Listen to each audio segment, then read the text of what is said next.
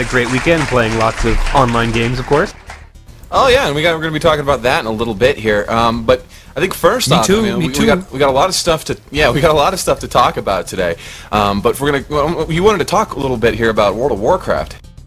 Yeah, see, I did play a lot of online games this weekend, but there was one game that I didn't play this weekend, and that was World of Warcraft. Now, I've been following this game, I've been playing it, pretty much every day since it came out, and, sometimes only for a couple minutes, but I have to log in. I just can't go a day without logging into this game, but I haven't been able to play since last Thursday, and that's because on Friday, all the servers were full. On Saturday, all the servers were full. On Sunday, all the servers were full. On Monday, all the servers were down, and this morning, all the servers have been down for patching.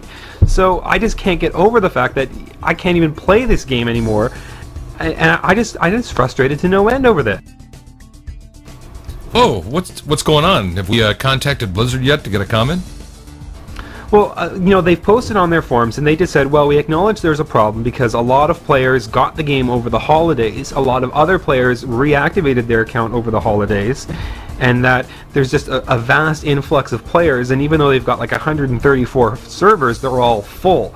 And so they're working on expanding their technology and upgrading their servers and increasing their capacity per server. But until then, most players, unless you want to sit and queue for an hour until you can finally get on the laggy servers, well, you're just SOL. Well, they're up like 5 million users now, though, isn't it? It's 5 million users. 1.5 are actually Chinese. Wow. Yeah. Although they have completely separate servers for Chinese. When you log in with a Chinese game, there's a completely separate selection of servers. So this is only affecting the North American servers, but it's really frustrating. Not necessarily true all the time, I believe. There was a recent article of discrimination cropping up in World of Warcraft, games. A lot of Chinese and Korean and basically Asian people are having problems with English-speaking players because generally Chinese or any Chinese players being stereotyped as a gold farmer. So this was actually an article on our site. If you guys want to check this out at GameSHOUT.com, there's a lot of discrimination of English players against the Chinese. They'll be asking them, hey, speak something in English or type something like a full sentence in English, and if they can't do it, they kick them out and just make fun of them. Yeah, well, it can be kind of frustrating. I was certain that they had separate servers for, at least the major Asian release. When they actually released it in Asia, I thought they had a separate set of servers, though, and like they translated the whole game into Chinese. They may have, but you also take into account, like, anybody who got the English version for their PCs that can speak English. Yeah. I mean, on the other side of things, I mean, I've played with somebody in Taiwan before, so I mean, it's really not anything new. But the whole not being able to connect is, I mean, this is something that's really not that new. I mean, we've been having this problem, for like the last year or so.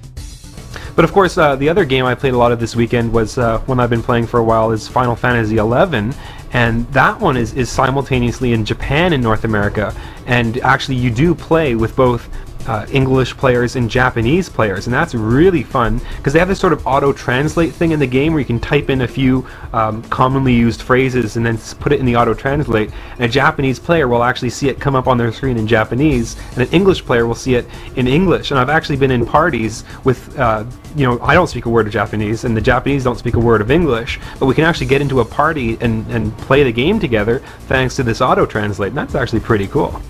Wow, that is kind of cool. I never got into Final Fantasy Online before, but I think more games need to be incorporating that. I mean, because you have all these international players coming in and into this one game. But before we better move on to our other topic, which was you just saw a preview online. I think it was at File Planet. What was this we were talking about? Well, they had a Dungeons and Dragons Online Stormreach preview or demo or beta a while back.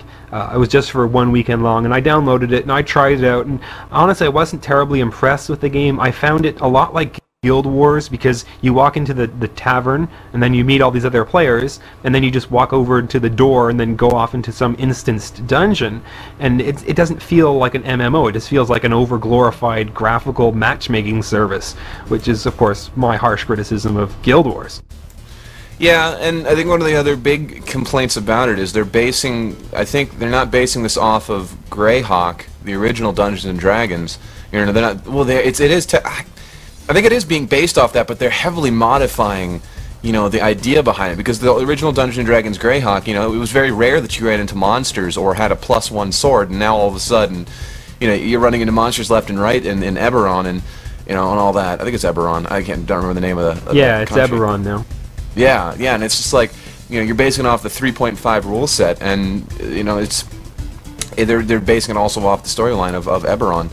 So I think it's a lot of D&D diehard fans are going to be kind of a little kinked by it, but I mean, they're still trying to make it appeal to the World of Warcraft noobs of the MMO scene.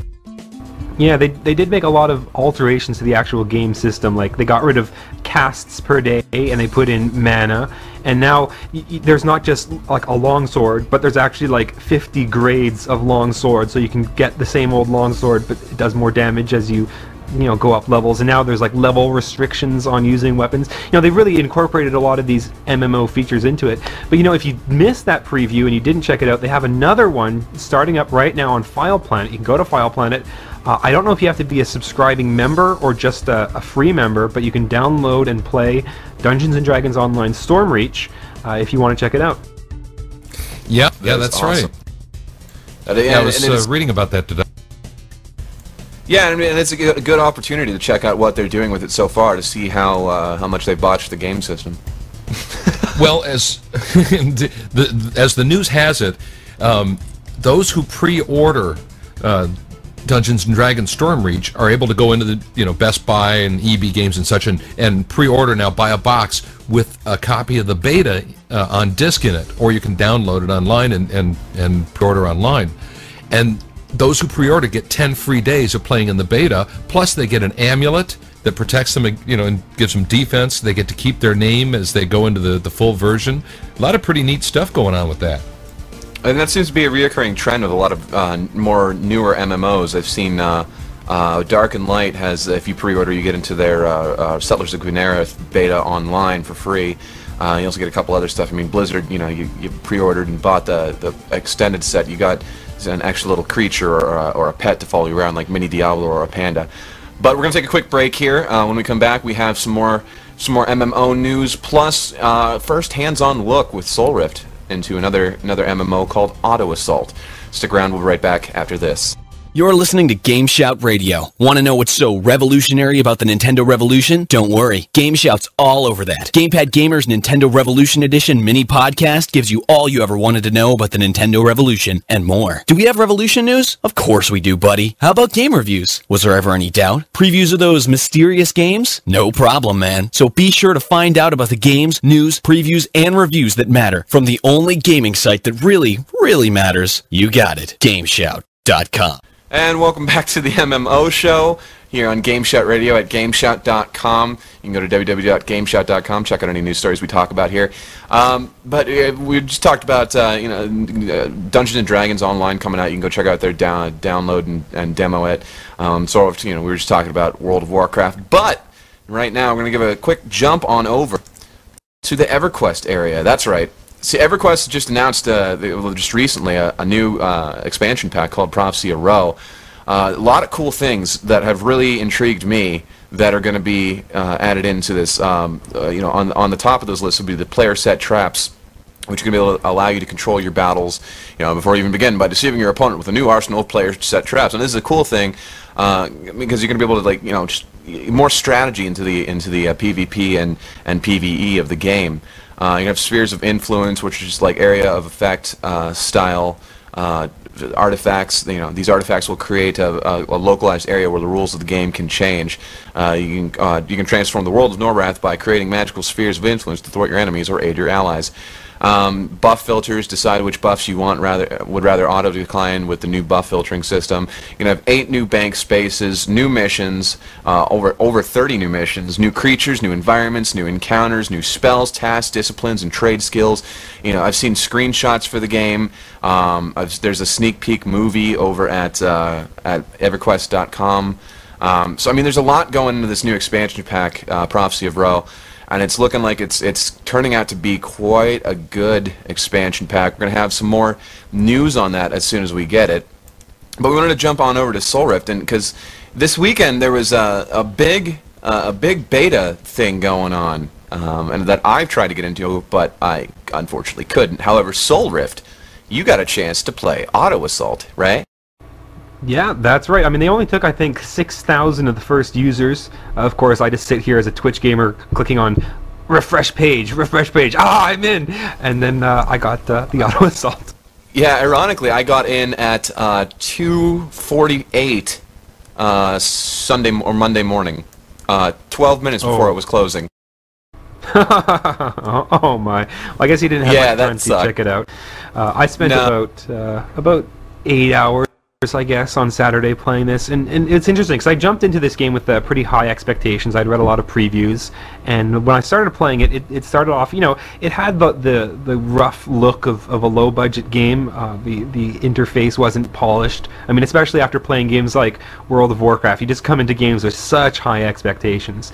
But the gameplay was actually quite fun. I mean, the idea is that it's like a post-apocalyptic world, and you can only go out inside a car because there's so much pollution. You can't walk around as a person, but you can drive your car around, and otherwise it's a lot like a sort of an action-y MMO, because you've got your car, you drive it around in real time, and you just point and shoot your gun, and what happens is you get these sort of cones of fire, and as long as there's an enemy inside that cone of fire, you'll hit something. So you drive around with your chain guns, you're shooting at everything. It's a lot of fun, but I'm sorry, what happened was, I was gonna say, you know, it comes off kind of sounding, you know, it's sounding like Twisted Metal meets, like, you know, an MMO. Yeah, exactly. It's what a lot of players that were playing the beta, they were saying the same thing. It's like Twisted Metal meets MMO. And I mean, you do get the experience points. You go up levels. You've got like an inventory on your car, so you can pick up randomly generated armor and weapons and generators and put them in, and you get these skills that you go up levels. But you know, that's one of the problems. There was very few skills. You get only 3 skills every 10 levels.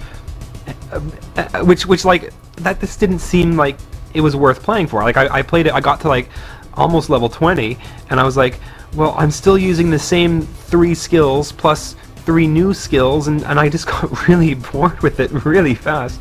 But you know, they did have a lot of quests and missions and a lot of cool areas to explore, but I just found the gameplay got really repetitive really fast, and they just needed to put a lot more of the MMO in. They got the action part, the fun combat part really well, but they missed out on a lot of the MMO stuff. They missed out on a lot of the skilling up and the character progression that really makes these online games so addictive.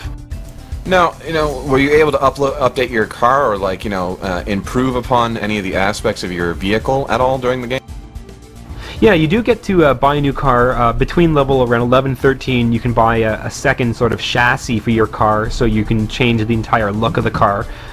You can also go to these sort of trick out shops, and you can like pick up various items from monsters and use them to trick out your car with like spoilers and rims and scoops and cool stuff like that. And of course, you can always get better weapons like these big cannons or these fast machine guns or different rocket launchers. Yeah, it looks really, really cool, and I'm glad at least you got into it, but you know, I was unable to get my hands on it. But hopefully they'll have another beta soon. Yeah, I'm hoping they do. We're going to be getting on more betas. We'll keep you guys updated with betas of all the MMOs coming out here. I want to thank you for tuning into the MMO show here on GameSHOUT Radio at GameSHOUT.com. Stick around, we got more coming up after this.